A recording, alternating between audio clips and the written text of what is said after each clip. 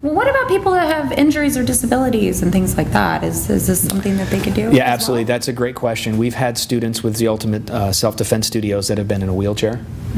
I myself had neck surgery in 2004. Oh, wow. Right, and it wasn't major neck surgery, but any surgery on your neck is major as far as I'm concerned.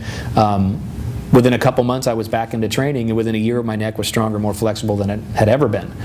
But when I first came back, my instructor had to modify what I do to make sure to protect it and let it heal, and then as it got stronger, he helped me actually address the area even more and stretch it and strengthen it to where now it's better than it was before the surgery. I mean, it's really strong.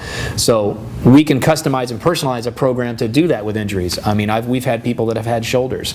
You get a lot of the former athletes, like the executive guys in their late 30s, early 40s, I played football in college and my knees are bothering me, right? Okay? Someone like that should not be jumping around and doing jumping and spinning kicks, okay? Yeah. We have the jumping, spinning kicks in our martial art, but our focus is more about self-defense and practicality. So while we may be able to teach it to you so that you can develop the balance and the skill to do it, it's not necessarily the most functional thing for self-defense. Well, with a guy who's got knee problems from football, we're not even going to bother to teach him that kind of stuff. Number one, he doesn't need it to protect himself. He really doesn't. And number two, he can't do it. He might hurt himself. So why would you push it and try to do that?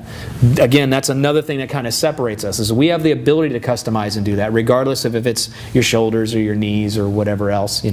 I know of people too, they get muscle pulls, for example. Maybe you pull a hamstring doing something, okay? With our program, okay, fine, you're not doing kicks for the next 3 months, but we can work on your hands, we can work on the ground, we can work on the conditioning, we can work on all kinds of other things and work around the injury. So injuries are absolutely no problem at all, but again, you've got to find someone or a program that's willing to work around it, and many places cannot do that.